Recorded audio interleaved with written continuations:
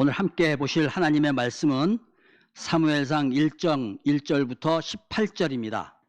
에브라임 산지 라마다 임소빔에 에브라임 사람 엘가나라 하는 사람이 있었으니 그는 여로함의 아들이요 엘리후의 손자요 도우의 증손이요 수베의 현손이더라.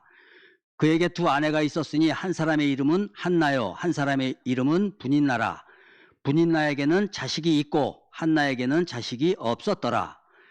이 사람이 매년 자기 성읍에서 나와서 실로에 올라가서 만군의 여호와께 예배하며 제사를 드렸는데 엘리의 두 아들 홈니와 비느하스가 여호와의 제사장으로 거기에 있었더라. 엘가나가 제사를 드리는 날에는 제물의 분깃을 그의 아내 분인나와 그의 모든 자녀에게 주고 한나에게는 갑절을 주니 이는 그를 사랑함이라. 그러나 여호와께서 그에게 임신하지 못하게 하시니 여호와께서 그에게 임신하지 못하게 하심으로 그의 적수인 분인나가 그를 심히 격분하게 하여 괴롭게 하더라. 매년 한나가 여호와의 집에 올라갈 때마다 남편이 그같이 하매 분인나가 그를 격분시키므로 그가 울고 먹지 아니하니 그의 남편 엘가나가 그에게 이르되 한나여 어찌하여 울며 어찌하여 먹지 아니하며 어찌하여 그대 마음이 슬프냐 내가 그대에게 10 아들보다 낫지 아니하냐 하니라. 그들이 실로에서 먹고 마신 후에 한나가 일어나니 그때 제사장 엘리는 여호와의 전 문설주 곁 의자에 앉아 있었더라. 한나가 마음이 괴로워서 여호와께 기도하고 통곡하며 서원하여 이르되 만군의 여호와여 만일 주의 여종의 고통을 돌보시고 나를 기억하사 주의 여종을 잊지 아니하시고 주의 여종에게 아들을 주시면 내가 그의 평생에 그를 여호와께 드리고 삭도를 그의 머리에 대지 아니하겠나이다. 그가 여호와 앞에 오래 기도하는 동안에 엘리가 그의 입을 주목한즉 한나가 속으로 말하며 입술만 움직이고 음성은 들리지 아니하므로 엘리는 그가 취한 줄로 생각한지라. 엘리가 그에게 이르되 내가 언제까지 취하여 있겠느냐 포도주를 끊으라 하니 한나가 대답하여 이르되 내 주여 그렇지 아니하니이다. 나는 마음이 슬픈 여자라 포도주나 독주를 마신 것이 아니요 여호와 앞에 내 심정을 통한 것뿐이오니 당신의 여정을 악한 여자로 여기지 마옵소서. 내가 지금까지 말한 것은 나의 원통함과 격분됨이 많기 때문이니다 하는지라. 엘리가 대답하여 이르되 평안히 가라. 이스라엘의 하나님이 내게 기도하여 구한 것을 허락하기를 원하노라 하니 다 함께 이르되 당신의 여종이 당신께 은혜 있기를 원하나이다 하고 가서 먹고 얼굴에 다시는 근심빛이 없더라. 아멘. 오늘부터는 구약 사무엘상 말씀을 이제 살펴보려고 합니다. 사무엘상이죠. 사무엘하까지는 아니고 사무엘상 전체를 이렇게 순서대로 살펴보면서 말씀을 드리려고 해요. 자, 사무엘상의 앞쪽에는 뭐가 어떤 성경들이 있지요? 그 창세기, 출애굽기, 레위기, 민수기, 신명기 있고 그 다음에 뭐죠? 여호수아, 그 다음에 사사기, 그리고 룻기 짧은 것이 들어가고 그 다음에 사무엘상하가 들어가죠. 그러니까 그 앞에 사무엘상하는 원래는 하나의 책이었습니다. 사무엘서의 그 앞쪽에 있는 시기가 사사기란 말이죠. 사사시대란 말이죠. 근데 아마 여러분이 이제 읽어보시면은 두 시기를 이 사사기와 사무엘서를 비교해서 읽어보시게 되면은 좀 상당히 분위기가 달라요. 사뭇 다릅니다. 어떻게 다르죠? 사사기를 읽으시면 좀 어때요? 뭔가 좀 답답한 마음이 많이 들죠. 좀 뭔가 어두워요. 또 왜 이런 일이 또 생겼고 왜 이렇게 되는 거지 하는 그런 부분들이 있는 반면에 사무엘상에 이제 이르게 되면은 달라집니다. 사무엘상은 우리가 이제 살펴보려고 하는 사무엘상은 사사시대의 수백 년의 긴 어두움을 마감하고 그 서광이 비춰오는 책이 바로 사무엘상입니다. 그런데 이 새로운 역사의 한 가운데 어떤 중요한 한 사람이 있어요. 하나님의 마음에 합했던 사람이죠. 그래서 사무엘서는 사실 이 사람이 주인공이에요. 사무엘상은 그가 이제 왕이 되기까지, 사무엘 하는 그가 왕이 된 후 이제 마지막 삶에 마칠 때까지 이렇게 이어져 있단 말이에요. 누구일까요? 다윗입니다. 다윗이에요.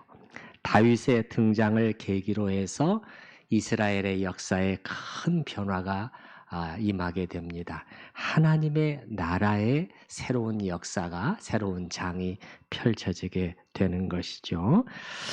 그래서 이 사무엘서의 주인공은 다윗이라고 할 수 있는데, 이 다윗을 이 왕으로 기름 부어서 세우게 되는 또 인물이 있죠. 누구죠? 그게 사무엘입니다. 사무엘. 즉 하나님은 어떻게 하셨느냐? 사무엘을 통해서 다윗이 오기 전에 새 시대를 준비하신 그것을 우리가 볼 수가 있어요. 그런데 사무엘상, 오늘 사무엘상 본문을 보게 되면 다윗으로도 시작하지 않고 또 사무엘로도 시작하지 않고 한나라는 한 여인에게서 시작합니다. 사무엘이라는 한 사람이 있기까지 바로 그의 어머니 한나가 있었다는 것을 우리에게 분명히 말해주고 싶어 하는 것이에요. 그래서 사무엘이 태어나기 전부터의 이야기로 시작을 합니다. 해서 이 믿음의 여인 한나에 관한 이야기가 금방 끝나지 않고 1장, 2장으로 이어지면서 우리가 이 여인의 스토리에서 얼른 시선을 떼기가 어렵게 만들어요. 자, 이제 우리는 먼저 한나가 어떠한 상황 속에 있었는가 하는 것부터 이렇게 들여다보도록 하겠습니다. 자, 오늘 본문은 한나의 남편 이 엘가나의 집안을 소개를 하면서 어떻게 소개를 하고 있는가를 보시게 되면 1절에 저 후반절에 한번 보십니다. 그는 여로함의 아들이요 엘리후의 손자요 도후의 증손이요 수베의 현손이더라. 지금 위로 몇 대까지 거슬러 올라가고 있죠? 4대까지 아버지, 할아버지, 그 다음에 증조부, 고조부까지. 보통은 어떻게 하죠? 누구의 아들 이렇게 끝내잖아요. 누구의 아들. 그런데 여기서는 4대까지 거슬러 올라가면서 그 이름들을 다 나열하고 있어요. 밝혀주고 있단 말이에요. 뭘까요? 우리나라 옛날식으로 표현하면 이렇게 되는 것이죠. 그의 부친은 어디에 현감 누구누구요. 그 조부는 또 누구 아무개요. 이렇게 해가지고 맨 마지막에 고조부는 뭐 어디 관찰사 누구누구였더라. 이런 식인 거예요. 뭘 말해주는 거죠? 이름 있는 가문이었다. 예, 즉 부유한 명문가였다는 것을 암시해 주는 것입니다. 그리고 한나의 남편 엘가나는 경건한 사람이었다는 것을 금방 알 수가 있는데 3절에 보시기 바랍니다. 이 사람이 매년 자기 성읍에서 나와서 실로에 올라가서 만군의 여호와께 예배하며 제사를 드렸다. 매년 빠뜨리지 않았어요. 실로에 올라갔다는 것은 실로는 뭐죠? 하나님의 언약궤가 있는 중앙 성소예요. 아직 성전이 지어지기 전이죠. 그래서 다 여기 가서 예배를 드리는 것이죠. 그 다음에 그가 드린 예배 드린 하나님을 어떻게 묘사하고 있습니까? 만군의 여호와께 예배하며 제사를 드렸다. 엘가나가 섬긴 하나님은 만군의 여호와였어요. 크신 하나님이었어요. 그런 하나님으로 그는 섬기며 절대 그 제사를 빠뜨리지 않고 하나님께 제사를 드렸다. 지금 그 얘기 아닙니까? 하나님을 신실하게 섬기는 경건한 남편이었다는 것이에요. 예, 다른 말로 하면 한나의 남편 엘가나는 한나가 신앙적으로 존경할 만한 그런 남편이었다는 것이에요. 게다가 엘가나는 한나를 사랑했다고 기록되어 있네요. 5절에 그렇게 나와 있습니까? 5절에 한나에게는 갑절을 주니 이는 그를 사랑함이라. 남편의 사랑을 받으며 사는 아내. 결혼 생활에서 정말 부러워할 만한 요소지요. 어떻습니까? 이 정도면 한나는 정말 행복의 조건을 두루 갖추었다고도 말할 수 있겠죠. 그런데 오늘 본문은 뜻밖에도 한나가 안고 있었던 결정적인 문제점 하나를 초두부터 우리에게 알려주고 있네요. 그게 뭐죠? 자식이 없었어요. 그렇습니다. 2절 맨 뒷부분에 보시게 되면 한나에게는 자식이 없었더라. 우리가 익히 알 수 있는 것처럼 당시 고대의 상황에서 자식이 없다는 것은 결코 작은 문제가 아니에요. 오늘날도 사실은요. 오늘날도 정말 애를 갖고 싶은데도 이 임신이 안 될 경우에는 상당히들 힘들어하죠. 힘들어해요. 근데 그 당시는 오늘날과 비교할 수도 없었어요. 불임이라는 것이 애를 못 낳는 것이 이혼의 사유가 될 정도였으니까요. 여러분, 저는 이런 게 좀 떠오르는데 그 아브라함의 아내 사라도 임신을 못 했잖아요. 그래서 어떻게 해요? 자기 여종 하갈을 남편에게 주잖아요. 그래서 하갈이 임신이 됩니다. 근데 임신이 되자마자 태도가 어떻게 바뀌냐면은 성경에 보면은 임신이 된 후에 하갈이 자기 여주인을 멸시한지라 이렇게 나와 있어요. 감히 자기 여주인을 멸시해요? 이렇게 할 정도로 당시에는 애를 낳고 못 낳는 문제가 컸다 이것입니다. 그래서 한나가 지금 이 좋은 집안으로 시집을 왔는데 자기 때문에 이 가문의 대가 끊기게 생겼는 것이에요. 이게 정말 심리적 불안과 압박감이 작지가 않았을 것입니다. 여기 분인나가 나왔는데 이 분인나는 이 문제를 해결하기 위해서 한나가 도저히 애를 못 낳으니까 이 문제를 해결하기 위해서 나중에 들어온 둘째 부인으로 생각이 됩니다. 2절에 한번 보십시다. 그에게 두 아내가 있었으니 아내라고 되어 있기 때문에 이거는 첩이 아닙니다. 비공식적인 첩이 아니라 정식 부인을 가리키는 거예요. 한 사람의 이름은 한나요. 한 사람의 이름은 분인나라. 그런데 이제 이 둘째 부인이 들어왔잖아요. 참 이게 항상 그렇지만은 둘째 부인은 이게 들어오지 않아도 문제일 수 있지만은 또 들어와도 이게 문제가 돼요. 들어와도 문제가. 이제 둘째 부인이 들어와서 아들을 낳았단 말이에요.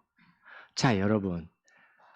한나가 애를 못 낳았는데 둘째 부인이 들어와서도 애를 계속해서 못 낳아요. 그러면은 이 불임의 책임이 누구일 가능성이 많습니까? 그 남편 엘가나의 책임일 가능성이 많잖아요. 그런데 둘째 부인은 들어와서 애를 잘 낳는단 말이에요. 한 명 이상 많이 낳은 것 같아요. 4절에 저 뒤를 보시기 바랍니다.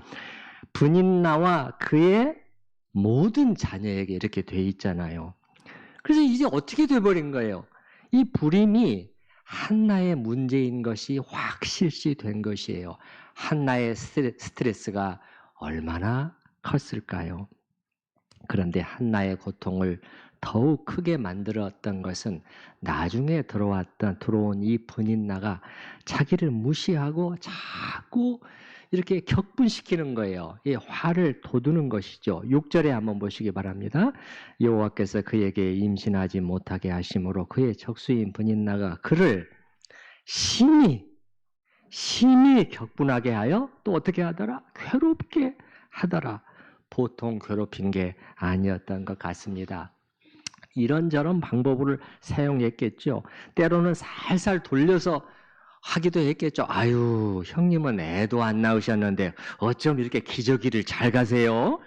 아주 그냥 얄밉게 놀리면서 속을 확 뒤집어 놓기도 하고 그런 사람들이 있잖아요. 때로는 막 직접적이고 노골적으로 또 했을 것도 같아요. 그래서 6절에 보시게 되면 분인나 앞에 뭐라고 표현했어요? 그의 적수라고 묘사될 정도예요. 적수라고 묘사될 정도예요. 이게 그냥 한나의 느낌이죠. 한나의 느낌. 물론 분인나가 그렇게 한 건 이제 잘한 건 아니죠. 이게 이 아주 못된 행동을 한 것임에 맞아요. 근데 이제 분인나의 입장에서 좀 생각해 볼 점도 있어요. 남편이 자기보다도 한나를 더 사랑하니까 자연스럽게 어떻게 되는 거예요? 질투심이 일어날 수밖에 없잖아요. 분인나가 생각할 때 아니 애는 내가 낳아줬잖아. 이 가문이 대가 끊어지지 않도록 공을 세운 사람은 나잖아. 그런데 상은 지금 엉뚱한 사람이 받고 있는 느낌이란 말이에요. 그리고 이 남편이 이 사랑을, 한나에 대한 사랑을 말이죠, 지혜롭게 잘 표현해야 하는데 이게 너무 서투르해요. 너무 드러나게 한단 말이에요. 선물에서부터 차별이 있어요. 4절 한번 보시기 바랍니다. 4절. 엘가나가 제사를 드리는 날에는 제물의 분깃을 그의 아내 분인나와 그의 모든 자녀에게 주고 한나에게는 갑절을 주니 이는 그를 사랑함이라. 두 아내에게 지금 예를 들어서 목걸이 선물을 하는데 나중에 알고 보니까 값이 지금 절반밖에 안 돼요. 내가 받은 거는. 예. 비싼 거라고 해서 굉장히 좋아했는데 나중에 알고 보니까 그렇게 되는 거예요. 질투심이 일어날 수밖에 없는 것이죠. 그래서요, 한 남자하고 한 여자가 결혼하는 것이 제일 좋습니다. 예. 당연한 말 같지만은 한 남자가 여러 아내를 두면은 좋을 것 같지만 시기하고 미워하고 다투고 싸우고 모함하고 그런 죄와 관련된 허다한 일들이 발생할 수밖에 없어요. 네. 그리고 이제 분인나로 하여금 이렇게 함부로 행동할 수 있게 했던 또 하나의 이유를 우리가 추정해 볼 수 있는데, 분인나가 보기에 한나는 뭔가 하나님께 인정을 받지 못한 여자라고 생각할 가능성이 많아요. 아니 그러니까 하나님께서 축복의 선물인 그 아들, 자식을 안 주셨잖아. 태의 문을 딱 닫아버리셨잖아. 이제 이렇게 판단하는 것이죠. 분인나가 보기에는 한나는 하나님과의 관계에서 뭔가 문제가 있는 여자라고 판단이 되는 것이에요. 아이를 못 낳는 문제를 신앙적이고 영적인 문제로까지 확대해서 해석해 버리는 것이죠. 하나님께서 태를 닫으신 건 맞지요. 그러나 그 이유를 우리가 다 판단할 수 없는 거잖아요. 여기 지금 한나의 경우에는 하나님께서 엄청난 계획을 지금 갖고 계시는 거잖아요. 근데 일단은 사람들이 겉으로 보기에는 그렇게 보이는 것이에요. 그래서 오늘 본문에도 5절 뒷부분에를 한번 보시기 바랍니다. 그러나 여호와께서 그에게 임신하지 못하게 하시니, 그 다음 6절에서 또 나와요. 여호와께서 그에게 임신하지 못하게 하심으로 그의 적수인 분인나가 기고만장하게 되는 거죠. 나는 하나님께 인정받았어. 당신은 하나님께 버림받은 여자야. 이런 식으로 자기 멋대로 판단할 수가 있는 거예요. 그래서 그를 심히 격분하게 하여 괴롭게 하더라. 둘째 부인임에도 불구하고 첫째 부인을 향해서 이렇게 함부로 행동할 수 있게 된다는 거예요. 그래서 분인나가 아마 한나를 향해서 쏟아낸 독설 가운데서는 그런 말이 있었을 가능성이 굉장히 높아요. 당신의 태를 하나님께서 놔두신 거잖아. 이 말을 듣는 한나는 할 말이 없어지잖아요. 힘이 쭉 빠지는 거예요. 막 분인나의 그런 말은 그냥 비수처럼 한나의 가슴을 막 후벼 팠을 것이에요. 그래서 오늘 본문에 보면은 한나가 느낀 고통의 정도를 짐작하게 해주는 표현들이 여기저기 나와요. 몇 구절 한번 보십시다. 10절에 보시게 되면 10절에 한나가 마음이 괴로워서 여호와께 기도하고 또 뭐했다? 통곡했다. 근데 조금 이따 보시면 알겠지만 소리를 내지 않았기 때문에 완전히 마음으로 대성통곡을 한 것 같아요. 예, 마음으로. 여기 괴로워서라는 이 단어는 무슨 뜻이냐면은 쓰다는 표현이 있어요. 써. 입맛이 쓰다, 숙이 쓰다 할 때 쓰다는 거예요. 그래서 이게 무슨 뜻이냐면은 한나가 영혼의 쓰라림 안에서 여호와께 기도하고 대성통곡을 했다. 이제 그런 뜻이고요.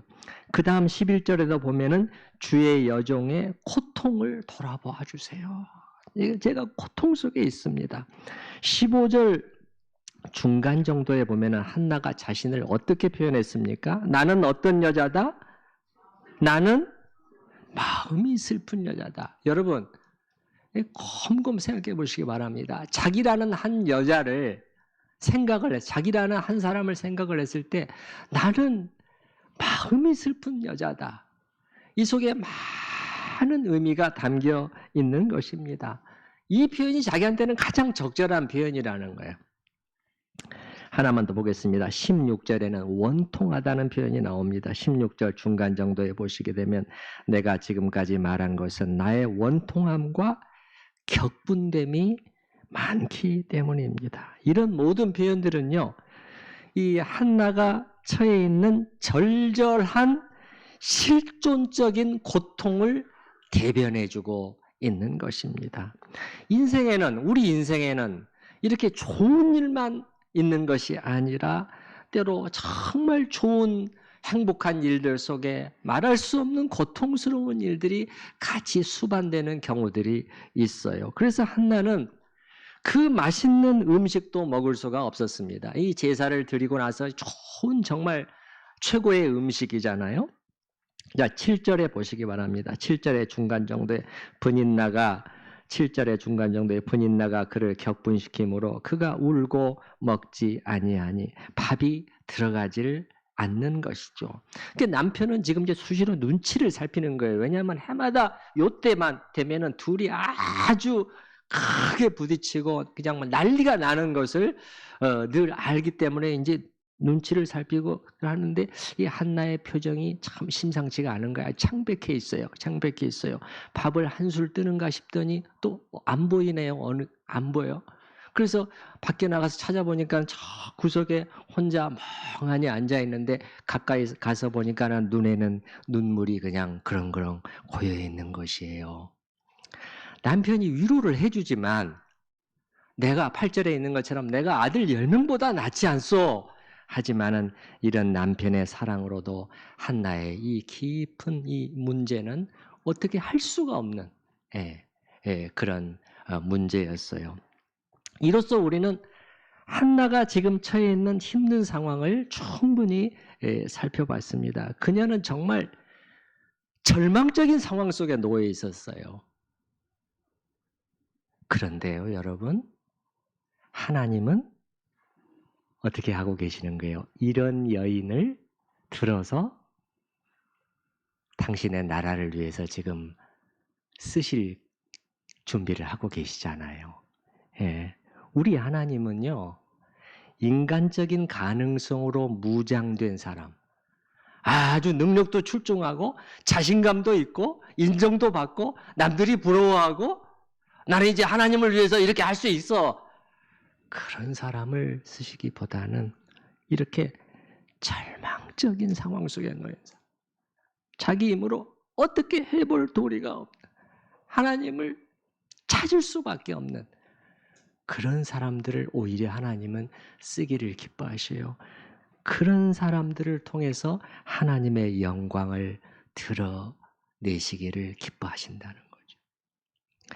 그러면 자, 이런 상황 속에서 한나는 이제 어떻게 했다고 오늘 본문은 기록하고 있는가? 9절에 보게 되면 그들이 실로에서 먹고 마신 후에 한나가 일어나니 이렇게 돼서 일어났다. 이 말은 물론 한나가 자리에서 일어났다 하는 그런 일반적인 표현일 수도 있지만 뭔가 하나의 상황의 전환을 가리키는 그러한 단어일 수가 있어요. 주저앉아 있지 않고 이제 일어섰다. 뭔가 결단이 섰다. 왜 제가 이렇게 말씀을 드리냐면 그 이전에 보이는 한나의 그 태도와 그 이후에 보이는 한나의 태도가 판이하게 다르기 때문에 그러는 거예요. 판이하게 다르게. 일어났다는 것은 뭔가 이제 이런 식으로는 안 된다. 매년 반복되는 이 지긋지긋한 일이 언제까지 계속되도록 할 것인가? 이젠 이걸 끝내야 된다. 내 삶을 이 수렁에서, 이 진흙창에서부터 끌어내어야 한다. 라는 그러한 어떤 큰 무엇인가가 섰음을 말해주는 것이 아닌가 싶어요. 그래서 그녀가 택한 방법은 큰 결단으로 하나님 앞에 나가는 것이었습니다. 한나는 이렇게 하지 않았어요. 이 사람들은 막 너무 힘들게 막 술을 찾잖아요. 잊어버리려고. 예, 술이나 그런 걸로 현실에 곧 어떤 사람은 막 게임에 빠지고 말이죠. 그러니 잠시 잊어보려고 하는 거죠. 그래 그게 해결책이 아니잖아요. 혹은 인간적인 방법을 동원해서 분인나에게 복수하려고 들지도 않았어요. 내가 당한 만큼 너도 한번 당해봐라 라고 막 공격하고 막 이 첫째 부인의 힘을 이용해서 확 눌러버리려고 하고, 또 한나가 하려고만 했다면 얼마든지 남편을 이용해서 분인나를 화나고 더 억울하게 만들 수도 있었잖아요. 왜? 남편은 자기를 더 사랑했잖아요. 자기 편이란 말이에요. 잘 구슬러서 이렇게 하면은 막 상대방이 그냥 미치게 만들 수가 있어요. 그러나 한나는 이런 것들이 다 궁극적인 해결책이 못 된다는 것을 알았어요. 그녀는 자기가 지금 직면해 있는 이 삶의 고통스러운 현실을 다시 이렇게 돌아보면서 곰곰 생각하면서 그 한가운데 하나님이란 요소를 딱 놔본 거예요. 놔본 거예요. 우리는 어떻게 해요, 보통? 우리는 이 당면한 문제가 이게 너무너무 크잖아요. 그리고 그 분인나라는 그 사람, 그거 어떻게 해야 되지? 그 죽일 수도 없고 말이지. 어떻게 해야 되는 거야? 그 때문에 막 미치는 거잖아요. 미치는 거잖아요. 여기에 우리는 매달려 있단 말이에요. 여러분은 정말 힘들고 고통스러운 현실을 만났을 때 어떻게 합니까? 정말 미칠 것만 같을 때 어떻게 하죠? 신앙인으로서 이때 필요한 것이 뭐냐면 하나님이라는 크고 거룩한 이름을 여러분의 문제 그 한가운데로 가져와야 돼요. 거기서부터 시작해야 됩니다. 그래, 하나님이 계시잖아. 잠깐 잊어버렸지만 너무도 이 문제가 크기 때문에, 너무도 고통스러웠기 때문에 다시 정신을 차리고, 그래, 하나님이 계시잖아. 이 지점에서 다시 출발하는 것이에요. 여러분도 그렇게 하실 수 있기를 바랍니다. 한나는 그래서 하나님 앞에 나아가기로 하고 일어섰던 것입니다. 물론 평소에도 기도했을 것이에요. 경건한 여인이기 때문에. 그러나 오늘 여기 묘사된 기도는 아주 특별한 기도였다는 것을 우리가 알 수가 있어요. 여기 그 한마디로 자기의 영혼을 다 쏟아 붓는 그런 기도였어요. 자, 여기 나오는 표현들이 그걸 말해주고 있는데요. 15절에 맨 뒤에 보시게 되면 자기의 기도가 뭐냐? 여호와 앞에 내 심정을 통한 것입니다. 제가 이렇게 기도한 것은 이 통한 것, 이 우리말 번역은 사실 좀 아쉬워요. 이 통한다. 요 단어는 무슨 뜻이냐면은 이 물이나 그런 것을 붓다, 쏟다, 피를 흘리다 그런 뜻이거든요. 그래서 영어 성경들도 한결같이 뭐라고 번역을 해놨냐면은 내 여호와 앞에 내 마음을 쏟아부은 것이오니, 다 이렇게 번역을 해놨어요. 내 영혼을 쏟아부은 것입니다. 저에게 뭐라고 하지 마세요. 이렇게 진한 기도죠. 진한 기도. 혹은 내 영혼을 혹은 내 마음을 쏟아부은 것이오니, 이렇게 번역이 되어 있어요. 그런데 이때 한나가 꼭 소리를 내어서 기도한 것 같지는 않아요. 크게 내어서 기도한 것 같지는 않아요. 예, 혹은 막 너무도 힘들기 때문에 막 떼굴떼굴 구르면서 막 부르짖고 그렇게 기도한 것 같지도 않아요. 이 한나의 기도 자세는 보통 유대인들이 하는 것처럼 서서 이렇게 기도했을 것입니다. 오늘 본문은 아니지만 여러분 저 뒤에 26절 말씀을 한번 보시기 바랍니다. 26절 다음 주에 볼 말씀인데 엘리에게 한나가 또 하는 말이에요. 오래간만에 와가지고 나는 여기서 내 주 당신 곁에 뭐해서 서서 여호와께 기도하던 여자입니다. 서서 기도했을 거예요. 근데 유대인들 보면은 약간씩 이렇게 몸을 앞뒤로 흔들면서 기도하는 그런 경우들을 많이 보게 되거든요. 이렇게 한나도 그렇게 했을 가능성이 많아요. 그런데 겉으로 소리는 사실은 나오지 않았는데 계속해서 입술이 달싹달싹달싹달싹 움직이고 있는 것이에요. 13절에 한번 보시기 바랍니다. 13절에 한나가 속으로 말하며 기도하며 입술만 움직이고 음성은 들리지 않았다는 거예요. 근데 이런 자세로 오래오래 기도했던 것 같아요. 오래오래. 그러니까 엘리 제사장의 눈에 띄게 된 것이죠. 아니 지금 뭐지? 지금 왜 다른 거예요? 다른 사람들이랑. 아니, 지금도 서 있어? 지금 저 여인이 지금 뭐 하고 있는 거지?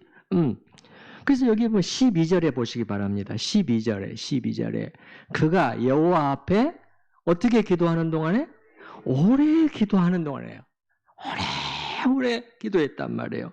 그리고 이런 가운데 그 기도 속에 완전히 몰입되어 있었던 것 같아요. 엘리 제사장이 술 취해 있는 것으로 오해할 정도였어요. 여러분, 사람이 얼마나 기도에 완전히 빠져 있으면은 소리 내지 않고 전혀 소리 내지 않고 기도했는데도 취해 있는 사람처럼 보였을까요? 그래서 야단을 치잖아요. 야단을 쳐요. 13절에 보시기 바랍니다. 13절에 맨 뒤. 엘리는 그가 취한 줄로 생각한지라. 엘리가 그에게 이르되 내가 언제까지 취하여 있겠느냐. 포도주를 끊으라 하니. 이럴 정도였어요. 지금 한나가 우리가 보고 있는 것은 뭐냐면은 한나가 드린 기도가 그래서 응답을 받은 이 기도가 어느 정도까지 하나님 앞에 깊이 들어간 기도였는가를 우리는 지금 보고 있는 것이에요. 여러분의 기도는 어떻습니까? 여러분이 기도하실 때 어느 정도의 깊이까지 들어가시나요?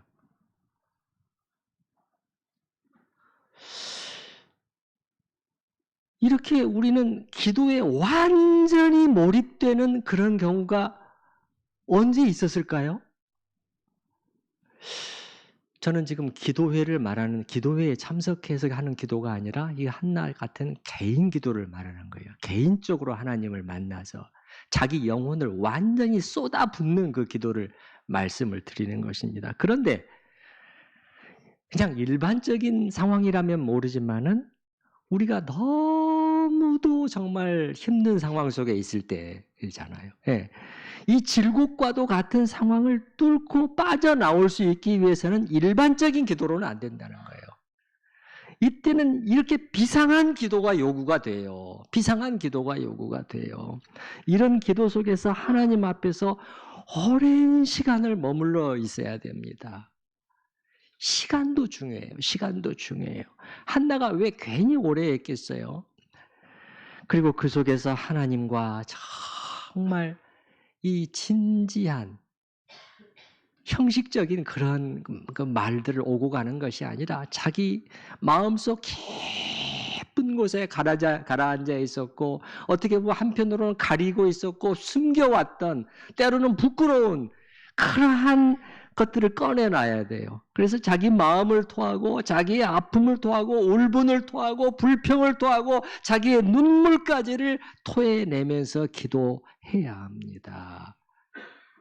그럴 때 하나님과 우리의 만남이 이루어지는 것이에요. 하나님은 이렇게 진실하게 자신을 찾기를 우리에게 원하시는 거예요. 그래서 너희는 내 얼굴을 찾으라고 하잖아요. 이게 하나님과의 교제예요. 교제.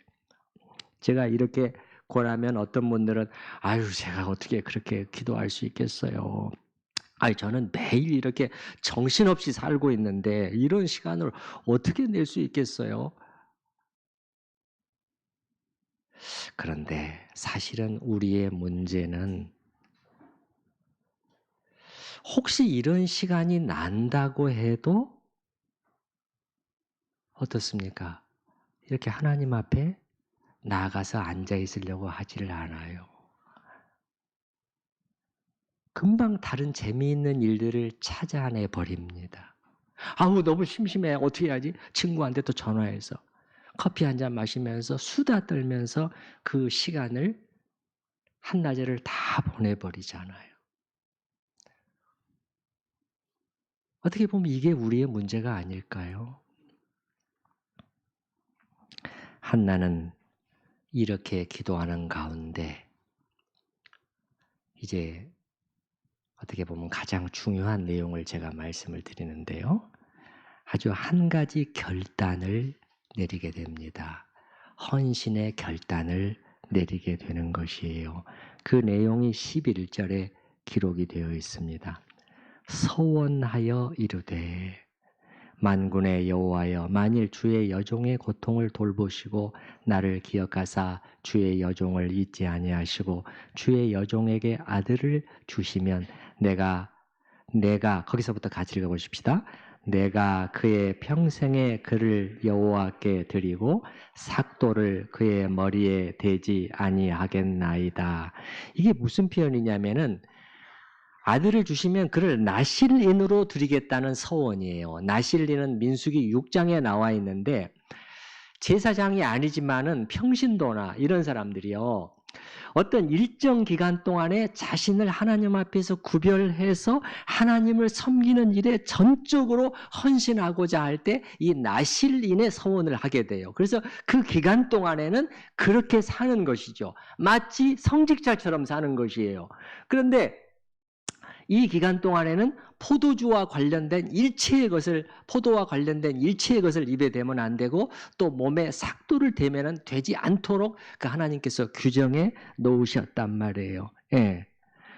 그게 일정 기간 동안만 하는 것이에요. 근데 여러분 방금 소리내서 읽으신 11절 뒷부분에를 잘 보시기 바랍니다. 내가 그의 평생에라고 되어 있잖아요. 그를 여호와께 나실린으로 드리겠습니다. 이게 평생이에요. 평생. 예. 그리고요. 드리겠습니다. 이렇게 했을 때 이게 아니에요. 내 마음속으로만 바치겠습니다. 그게 아니고 실제예요. 실제. 내가 이제 그가 젖을 떼게 되면은 그를 데리고 이 실로에 가서 엘리 제사장 앞에 그를 이제 놓고 이제 하나님께 드리고 바이바이 하고 오겠습니다. 그거예요. 다음 주에 나오는 내용이거든요. 그거를 지금 한나는 마음속에 다 그리고 있는 것입니다. 내가 그렇게 하겠다는 것이에요. 그렇게 하겠다는. 그래서 여러분 다음 주에 보겠습니다만은 22절에 거기 보게 되면은 22절에 중간 정도의 첫 때거든 내가 그를 데리고 가서 여호와 앞에 뵙게 하고 거기에 어떻게 영원히 있게 하리이다. 요거란 말이에요. 자 여기서 우리가 조금 생각해 볼 부분들이 있다는 거예요. 아니 이렇게 어렵게 얻은 아들을 이런 식으로 하나님께 드린다? 뭔가 좀 이상하지 않습니까? 여러분 보통은 아들을 왜 달라고 그래요? 왜 달라고 하죠? 평생 데리고 살면서 그 벌을 막 함께 부비면서 재롱을 보고 웃으면서 보란 듯이 자랑스럽게 안고 다니고 이제 나한테도 아들이 있어요. 너무 기뻐서 보여주고 아이고 잘생겼네요. 그런 말도 듣고 싶고 지금 그렇게 하고 싶어서 아들을 달라고 하는 거잖아요. 지금 근데 한나는 그것을 지금 다 포기하겠다는 거예요. 그러면 아들을 왜 달라고 하느냐 말이에요. 그걸 다 포기하는데 우리의 질문이 여기까지 와야 됩니다. 그래서 한나가 아들을 달라고 하는 진짜 의미를 찾아낼 수 있어야 돼요. 찾아낼 수 있어야 됩니다. 그 당시에는 사사시대잖아요. 사사시대. 정말 사람이 없을 때예요. 하나님이 쓰실 만한 사람을 찾아보기 어려운 때예요. 그래서 우리가 점점 더 하나님의 사람들을 기다리게 만드는 것이 사사기예요. 마음이 너무 답답해요. 그래서 제사장들도 보면은 말이죠. 여러분 여기 3절의 중간 정도에 보시기 바랍니다. 3절 중간 정도에. 만군의 엘가나가 만군의 여호와께 예배하며 제사를 드렸는데 엘리의 두 아들 홈리와 비느하스가 여호와의 제사장으로 거기에 있었단 말이에요. 홈리와 비느하스 혹시 기억하십니까? 나중에 나오지만 또 나와요. 얼마나 형편없는 제사장들이었는지 나오잖아요. 제사장이 이렇게 타락해 있단 말이에요. 그리고 무슨 뭐 레위인이 나오는데 뭐 레위인이 2번 나오는데 2번 다 이게 도대체 무슨 행동, 무슨 사람들인지. 한 사람은 그냥 미가 거기 있는 것이 고용돼 가지고 사례비 더 많이 주기만 하면 거기 쫓아가서 그 사람의 성직자 노릇을 하고, 또 한 군데 나오는 레위인은 첩이 있는데 또 첩을 얼마나 잘 살아서 첩까지 있는데, 그 다음에 또 뭐 그 불안당들이 오니까는 자기의 그 여인을, 자기의 아내를 그 사람들한테 내줘서 죽게 만들고, 그래서 막 전쟁이 터지고, 이게 레위인들이었다. 한나는 이렇게 아무리 둘러봐도 사람이 없는데 자기에게 아들을 주시면 그 아이를 하나님께 온전히 바쳐진 아이로, 그래서 정말 하나님의 음성에만 귀를 기울이고 그 말씀에만 청종하고 하는 그러한 하나님의 사람으로 키우겠습니다. 그래서 실제로 사무엘이 그렇게 영향을 받고 그렇게 키워지고 그런 사람으로 컸어요. 여러분 기억하십니까? 사울과 사무엘 사이에 나중에 있게 되는 일이 있잖아요. 그죠? 그래가지고 무엇이 무엇보다 낫다? 순종이 무엇보다 낫다? 제사보다 낫습니다. 무슨 말씀 전하? 하나님은 하나님을 위해서 막 헌금하고 막, 그것보다도 하나님의 말씀 한마디 그대로 따르는 거, 그거 기뻐하셔요. 이거잖아요. 그대로 산 사람이. 그래서 한나가 그렇게 하나님의 음성에만 순종하는 그러한 사람으로, 그래서 하나님이 마음껏 쓰실 수 있는 그러한 종으로 드리고 싶습니다. 하나님의 아들을 저에게 주시면 제가 욕심부리지 않겠습니다. 하나님께 바쳐서 하나님께서 쓰실 수 있는 그런 사람으로 만들겠습니다. 그거 아니에요. 그래서 한나의 기도는 겉으로 보면 달라는 기도였지만은 사실은 드리는 기도였단 말이에요. 아들 욕심을 포기하는 헌신의 기도였어요. 그래서 여기 한나에 관한 얘기를 우리가 피상적으로 이해하면은 애가 없는 한 여인이 간절히 기도해서 아들을 얻게 되었다, 이렇게만 이해하고 넘어가게 되면은 이 절반도 제대로 못 본 거예요. 아닙니다. 한나는 이런 이 사심 없는 사실은 기도를 드린 것이고, 하나님은 한나가 올려드린 이 깨끗한 기도에 응답하셔서 사무엘이라고 하는 한 사람을 이스라엘에 주신 거예요. 이제는 한나 그 개인과 그 가정을 넘어갑니다. 처음에는 한나 개인의 문제에서 시작했어요. 한나의 고통스러운 문제에서 시작됐지만은 이제는 어떻게 됐냐? 그 기도 응답으로 기울어져 가는 이스라엘을, 하나님의 나라를 세우는 일에 기여할 사람이 주어진 것이에요. 이렇게 된 겁니다. 이렇게 응답이 된 거예요. 그래서 17절에 여러분 엘리가 마지막으로 한나를 보내면서 한 말이 있잖아요. 거기 17절에 맨 뒷부분에 보게 되면은 이스라엘의 하나님이 내가 기도하여 구한 것을 허락하시기를 원하노라. 이스라엘의 하나님이라는 표현을 쓰고 있잖아요. 이 나라의 하나님이, 어떻게 보면 엘리는 자기는 무슨 말인지를 몰랐겠지만은 이 예언 같은 것을 통해서 하나님께서 그가 태어날 그 사람은 이스라엘을 이제 건져낼 일에 기여할, 세워낼, 이 완전히 그 어둠 속에 잠겨진 이곳에 밝은 희망의 빛을 던져줄 그 사람이다라는 것을 자기도 모르게 말했을 가능성이 있어요. 우리는 기도할 때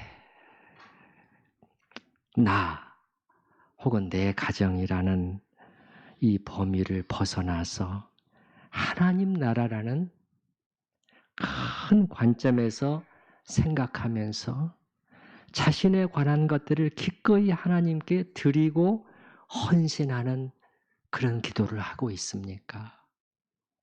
한나의 기도에서 우리가 다시 한번 살펴봐야 될 점이 그것입니다. 이제 마지막으로 엘리의 말과 한나의 반응을 다시 한번 보도록 하겠습니다. 17절에 평안히 가라. 엘리가 대답하여 이르되 평안히 가라. 이스라엘의 하나님이 내가 기도하여 구한 것을 허락하시기를 원하노라. 이렇게 했을 때 이르되 답이 뭐냐면 당신의 여종이 당신께 은혜 입기를 원하나이다 하고 가서 먹고 얼굴에 다시는 근심빛이 없더라. 이렇게 되어 있잖아요. 어떻게 해서 한나가 이렇게 바뀔 수 있었을까? 두 가지 가능성이 있는데 저는 두 번째를 더 보는데, 첫 번째는 엘리가 한 이 대답이 한나에게는 무언가 하나님의 응답처럼 들렸을 수도 있어요. 응답처럼. 그래서 이 엘리 제사장의 입을 통해서 하나님께서 지금 나에게 말씀해 주시는구나. 그래서 그 마음이 평안해졌을 수가 있지만은 제가 볼 때는 더 큰 가능성은 뭐냐면 그것보다는 얼굴에 다시는 근심빛이 없다라. 옛날 성경은 다시는 수색이 없으니라. 다시는 얼굴에 수색이 없게 됐다. 그렇게 자기를 물고 늘어졌던 그 문제였잖아요. 해방된 거예요. 어떻게 그렇게 될 수 있었을까? 저는 한나가 자기의 온 영혼을 다 쏟아서 기도했기 때문에, 그 다음에 그 기도 속에서 위대한 헌신의 결단을 했기 때문에 이렇게 될 수 있었지 않을까. 저는 이렇게 생각하는 거예요. 그러니까 하나님 앞에서 자신의 모든 것을 다 토하면서 기도하고 나니까 나는 기도했어. 진짜 기도했지. 하나님의 뜻대로 기도했고 하나님은 오늘 나의 이 기도를 들으셨다. 이제 하나님이 알아서 하시겠지. 선하신 하나님, 나에게 좋은 것을 주시는 하나님이 이제 알아서 하실 거야. 그 결과가 어떻게 오든지 그건 나한테 베스트지. 이런 확신이 오면서 알 수 없는 평안이 그의 심령을 지배하지 않았을까. 그래서 얼굴에 다시는 수색이 없으니라. 그 찬송가에 우리가 나오는 것처럼 내 평생에 가는 길 순탄하여 늘 잔잔한 강 같든지 큰 풍파로 무섭고 어렵든지 내 영혼은 평안하다. 네. 다시는 수색이 없으니라. 극복을 말하는 거, 극복을. 여러분, 이 일이 끝나고 나서도 어떻게 했어요? 분인나가 행동이 바뀌었을까요? 아니에요. 여전히 갈구었을 거예요. 속된 표현을 썼습니다. 예. 여전히 갈구었겠죠? 상황은 똑같았지만은 한나가 달라졌어요. 이제는 요동치지 않습니다. 요동치지 않아요. 분인나가 저게 뭐지? 재미가 없어질 정도였겠죠. 예. 완전히 극복된 것입니다. 완전히 극복된 것이. 이제 우리가 함께 같이 오늘 들은 내용을 생각하면서 기도할 때 한나가 어떤 처지에서 어떻게 했고 정말 우리도 이 고통스러운 삶의 문제를 안고 있는 우리가 어떻게 해야 되는가를 같이 이렇게 비추어 보면서 같이 기도하도록 하십시다.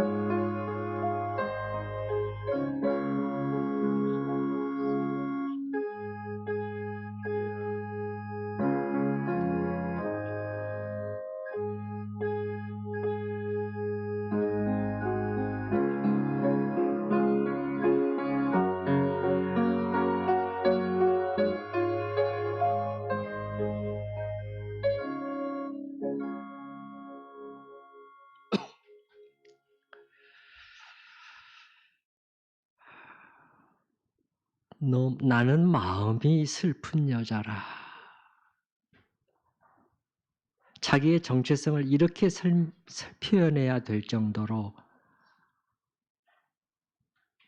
절망스러운 고통 속에 있던 한 여인이 어떻게 했는가? 어떻게 했는가?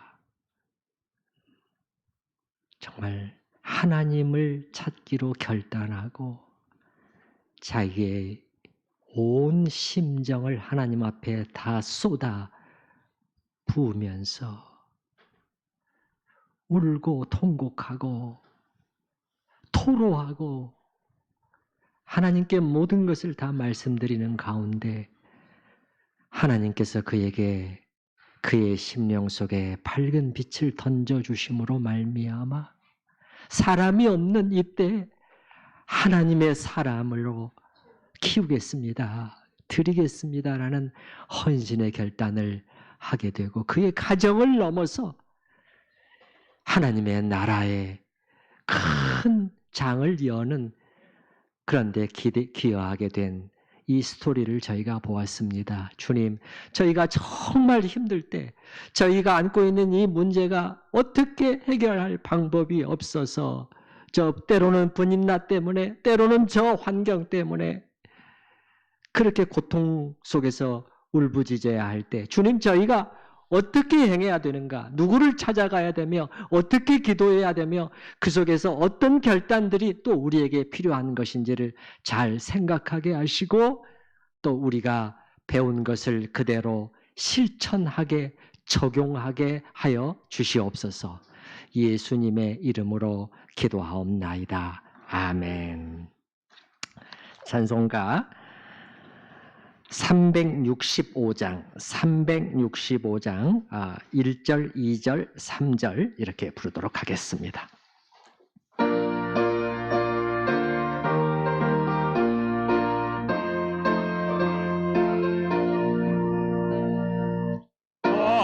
마음속에 근심 있는 사람 주 예수 앞에 아뢰어라.